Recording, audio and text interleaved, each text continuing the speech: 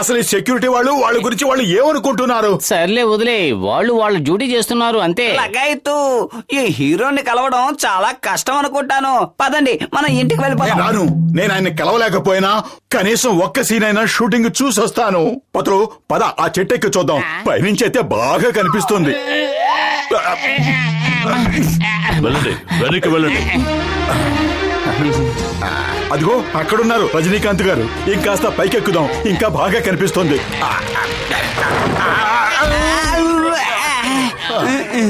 అయ్యో, దెబ్బకి నా నడు విరిగిపోయింది. లగాయత్తు ఇక నేను ఎందుకు పనికి రాననుకుంటాను. కొట్టండి, వీళ్ళు కావాలనే మన మీద పడ్డారు. ఐడియా సచ్చి. అడ్డు తప్పుకోండి, దూరంగా దూరంగా జరగండి. జరగండి, హీరో గారికి గాలి తగలమండి. వెనక్కి వెనక్కి జరిగి నుంచోండి. ఎవరు లోపలికి వెళ్ళకూడదు, ఆ తాడు దాటి లోపలికి రాకూడదు. వెళ్ళండి వెళ్ళండి, అందరూ ఇళ్ళకి వెళ్ళిపోండి. నువ్వు అటువైపు వెళ్ళి జనాన్ని కంట్రోల్ చేయి. అటు వెళ్ళు త్వరగా. అరే మోటు పతలు, ఈ సెక్యూరిటీ డ్రెస్ ఎక్కడి నుంచి సంపాదించారు?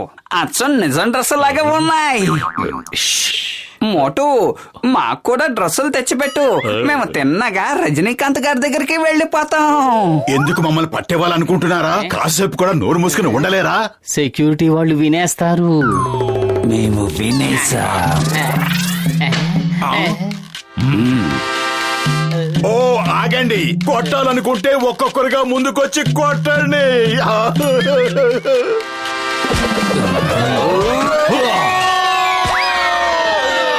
లగాయత్తు నా మీద ఏదైనా పాత పగలున్నాయా? ఇలా నడ్డి విరగొడుతున్నారు. కొట్టండి. మళ్ళీ ఐడియా సచ్చి.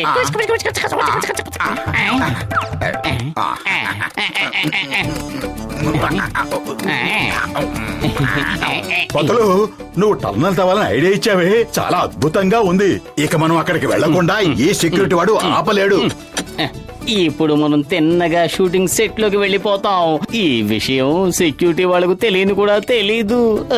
మన హీరో నెంబర్ 1 రజనీకాంత్ గారిని కలవకుండా ఇక మనల్ని ఎవరూ ఆపలేరు.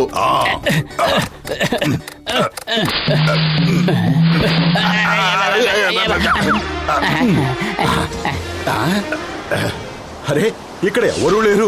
అందరూ ఏమైపోయారు? ఇదిగో అన్నయ్య, ఓసారి ఇటు చూడు. ఇక్కడ షూటింగ్ జరుగుతూ ఉండాలి కదా, వాళ్ళందరూ ఏమైపోయారు? ఇక్కడ షూటింగ్ క్యాన్సిల్ అయిపోయింది. ఆ టీ కొట్టు పక్కన ఎక్కడో జరుగుతుందని తెలిసింది. ఏయ్! ఏంటి టీ కొట్టు బాబాయ్ కొట్టు దగ్గర? అంటే మా ఇంటికి దగ్గరే కదా. ఏ చెమట దద్దమ్మ, అంత నీ వల్లే. ఏమిటి నువ్వు ఇచ్చిన ఐడియా? మన ఇంటి దగ్గర షూటింగ్ జరుగుతూ ఉంటే ఊరంతా కన్నాలు దవ్వుతూ కూర్చున్నాం.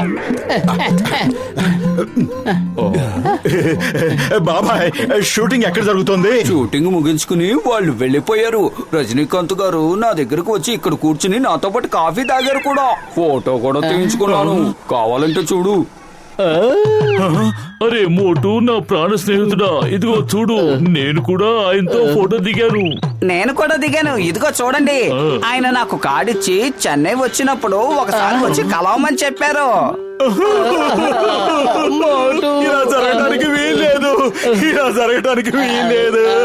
ఈ రోజు పురపురి నగర ప్రజలంతా కలిసి ఆయనకి స్వాగత సన్మానం చేస్తున్నారు.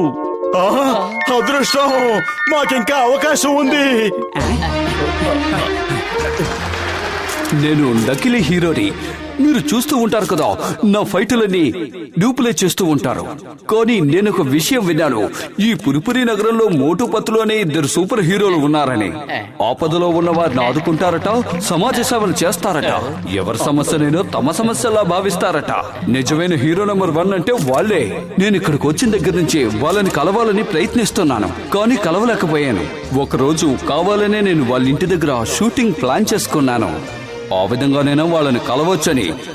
కానీ వాళ్ళు ఇంట్లో లేరు. బహుశా ఎవరికో సాయం చేయడం కోసం వాళ్ళు బయటికి వెళ్ళుంటారు. వాళ్ళని కలవలందుకు నాకు చాలా బాధగా ఉంది.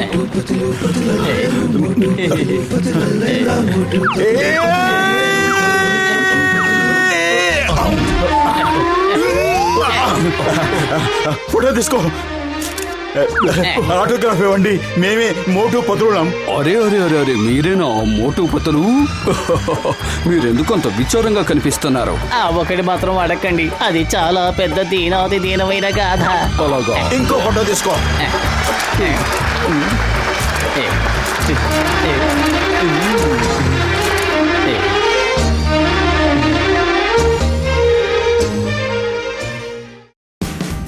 Watch India's largest kids library only on Geo Hotstar. Download the app now.